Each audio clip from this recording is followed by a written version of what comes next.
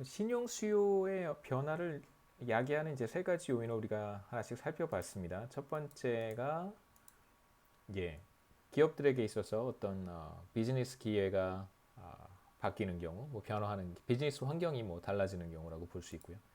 두 번째는 이제 가계의 선호의 변화, 그다음에 세 번째는 이제 정부의 정책의 변화. 이 세 가지 변화가 나타날 때, 뭐 그 이외에도 여러 가지 변화가 있겠습니다만, 이러한 변화가 나타날 때 크레딧 마켓에서 이제 크레딧 디맨드 커브가 이동한다고 볼 수 있겠죠.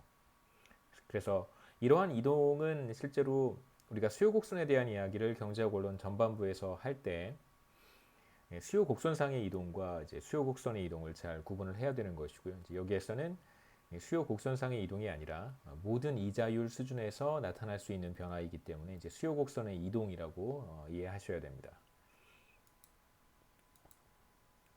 그 다음에 이제 우리가 공급 곡선, 이제 크레딧 서플라이에 대한 이야기를 시작을 해야 되는데 누가 신용 시장에서 혹은 뭐 대부 시장에서 혹은 뭐 자본 시장이라고 부를 수도 있다고 제가 말씀을 드렸는데요. 그래서 이런 크레딧 마켓에서 누가 크레딧을 공급하는가, 누가 자금을 공급하는가, 누가 대출을 해주는가.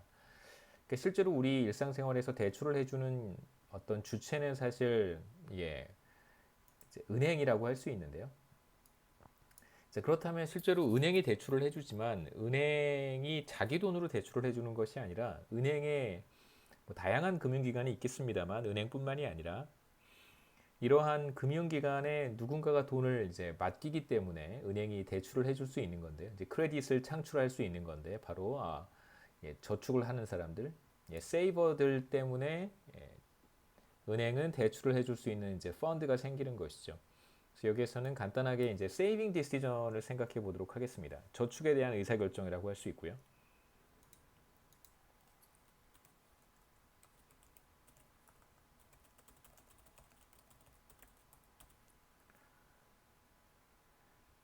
자, 실제로 은행은 뭐 우리 24장 후반부에 가면 간단한 그림도 나타나는데 그림도 제가 뭐 넣었는데요. 은행은 기본적으로 크레딧을 원하는 사람과 대출을 받고 싶어하는 사람과 그 다음에 자신의 어떤 여유 자금을 금융기관이라든가 혹은 누군가에게 이제 빌려줌으로써 그로 인한 이제 수익을 리턴을 받고 싶어하는 이제 두 그룹을 이제 연결해주는 하나의 어떤 매치메이커라든가 혹은 여기서 미들맨이라고 표현을 했는데 미들맨의 역할을 수행하는 것이 이제 금융기관 혹은 뭐 뱅스 은행이라고 할 수 있습니다. 그래서 이쪽이 돈을 빌리려고 하는 바로어들이 있으니까 수요자들이 될 것이고요. 그 다음에 이쪽에는 여유 있는 자금들을 금융기관을 통해서 대출해주고 싶어하는 사람들이 있습니다. 이 사람들은 이제 우리가 공급자 혹은 랜더라고 볼 수 있겠죠. 그래서 한쪽에는 랜더들이 있고 그 다음에 다른 한쪽에는 마켓의 저쪽 사이드에는 디맨드 사이드에는 바로들이 있고 서플라이 사이드에는 이제 랜더가 있습니다. 이 둘 사이를 연결해주는 이제 경제 주체를 우리가 은행 혹은 보다 더 일반적인 표현으로는 이제 financial intermediaries라고 표현하는데요. 금융 중개 기관이라는 뜻입니다. financial intermediary라고 부르고요. 금융중개기관이라고 보통 우리가 번역을 합니다. 그냥 금융중개 기능을 보통 Financial Intermediation이라고 얘기를 하고요. 그래서 이러한 주체들이 이제 수요와 공급을 매끄럽게 뭐 연결시켜주는 하나의 기능을 미들맨의 역할을 수행하고 있습니다. 우리가 여기에서는 잠시 이제 미들맨은 그 금융중개기관들의 역할은 잠시 이제 후반부에 다시 한번 제가 말씀을 드릴 거고요. 우선 여기에서는 이제 직접적으로 수요자들과 공급자들이 만나는 상황을 보도록 하겠습니다. 물론 중간에 금융중개기관들이 은행들이 자신의 역할을 수행을 하지만 사실 뭐 궁극적으로는 수요자들과 공급자들이 만난다고 우리가 해석할 수도 있기 때문에 그래서 예금자들 자신의 어떤 여유 있는 자금들을 이제 은행에 혹은 금융기관에 이제 예치하는 그런 사람들, 저축하는 사람들이라고 볼 수 있겠죠. 이제 세이버들의 어떤 의사결정에 초점을 맞춰보도록 하겠습니다. 세이버들은 기본적으로 어떤 의사결정을 하게 되냐면 지금 여유 자금이 있습니다. 그것을 현재 소비할 수도 있고 그 돈을 뭐 제가 100만 원이 있습니다. 그 100만 원을 현재에 뭐 예를 들어서 뭐 60만 원을 오늘 쓰고 40만 원을 이제 예를 들면 다음 달에 쓰기 위해서 저축을 할 수도 있겠죠. 자, 이런 의사결정을 하는데 중요한 이런 의사결정에 뭐 여러 가지 요인들이 복합적으로 작용을 하겠죠. 제가 뭐 소득이 얼마나 있고 뭐 혹은 또 추가로 발생하는 뭐 보너스나 이런 소득은 또 얼마나 되고 갑작스럽게 어떤 뭐 사고가 생긴다든가 돈을 급하게 써야 되는 뭐 그런 일들이 발생할 수도 있고 뭐 보통 통상적으로 제가 이 정도의 의사결정을 하고 있다고 얘기할 수 있겠습니다. 제가 기대하는 것은 저축을 통해서 현재 소비를 일부 포기를 하고 이제 미래의 소비를 하기 위해 미래에 더 소비하기 위해서 저축을 하는 건데요. 이 저축으로부터 저는 어떤 걸 기대하냐면 일정한 수익을 기대하겠죠. 우리가 이자 수익이라고 얘기할 수 있습니다. 그래서 보통 우리가 consumption saving 의사결정, 뭐 consumption saving decision이라고 얘기를 하는데요. 소비 저축 의사결정에 있어서 이제 중요한 것은 저축을 통해서 소비자들은 일정 부분의 이자 수익을 이제 기대한다는 것입니다. 그래서 일정 수준의 이자 수익을 예상을 하고 이제 얼마만큼을 저축을 할 건지를 결정을 하겠죠.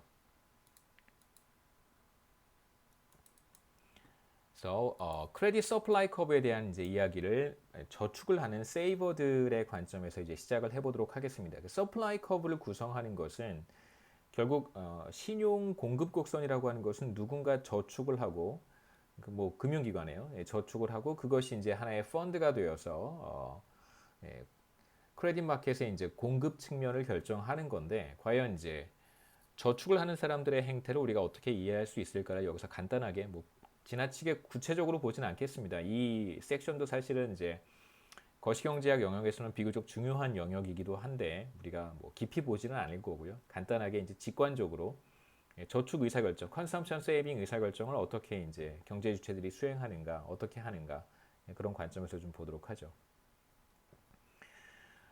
기본적으로 이제 뭐 가게라든가 기업들은 일정한 수익을 기대를 하고 예상을 하고 자신이 보유한 돈을 금융기관에 이제 예치를 합니다. 그래서 금융기관에 예치를 함으로써 사실 누군가에게 빌려주는 것이죠. 그래서 여유 자금을 가지고 있는 사람들은 누군가에게 그 돈을 빌려줌으로써 이자 수익을 얻을 수 있습니다. 자, 그런데 이러한 그 어떤 대출, 렌딩을 우리가 대출이라고 얘기를 하죠. 자, 대출은 보통 뭐 여러 가지 형태로 나타날 수 있겠습니다만 우리가 관심을 갖는 것은 이제 금융기관에 자신의 어떤 펀드를 금액을 가지고 있는 돈을 이제 예치하는 방식으로 자, 금융기관이 이제 대출을 시행한다라고 우리는 이제 보도록 하겠습니다. 조금 더 복잡하지만 현실은 뭐 단순화해도 우리가 큰 그림을 그려보고 설명하고 이해하는 데에는 이제 큰 무리는 없을 것 같고요. 그래서 여기서 이제 우리가 관심을 갖는 것은 바로 이제 consumption saving decision인데요. 자, 그렇다면 과연 이제 세이버들은 뭐 가게든 기업이든 저축을 여유 자금이 있어서 저축을 하려고 하는 사람들은 과연 얼마나 많은 돈을 저축할 것인가? 제가 아까 말씀드렸듯이 100만 원이 있는데 60만 원을 소비하고 뭐 40만 원은 저축을 할 수도 있습니다. 자, 이러한 의사결정의 이제 밑바탕에는 어떤 것들이 있을 수 있는가? 바로 자신의 효용을 극대화하는 이제 최적화 의사결정의 결과물이다라고 우리가 보는 것이죠. 뭐 기업 입장에서는 자신의 이윤을 극대화하는 의사결정의 결과물로서 얼마만큼을 저축할 것인가를 선택을 하는 것입니다. 가게 입장에서도 마찬가지고요. 가게는 보통 우리가 소비를 통해서 효용을 얻는다라고 보는데요. 저축을 하게 되면 오늘 소비를 조금 줄여야 되는 희생을 수반합니다. 저축이라고 하는 것은 현재 소비를 줄여야 돼요. 저축은 가게 입장에서 먼저 얘기를 하고 뭐 기업의 문제는 잠깐 언급하고 이제 넘어가죠. 가게 입장에서는 오늘 저축을 한다는 것은 무엇을 의미하냐면 오늘의 소비를 희생하는 거예요. 그러니까 제가 오늘 10,000원을 더 저축을 하겠다라고 한다면 그만큼을 적게 소비하는 것이죠.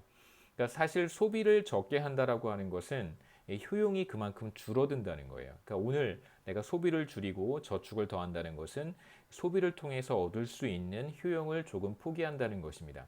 내가 무엇인가를 포기했다면 그러니까 최적화, 그러니까 옵티마이제이션의 결과로 내가 오늘 무엇인가를 조금 희생했다면 반드시 그것에 상응하는 뭔가 편익을 제가 얻어야 되겠죠.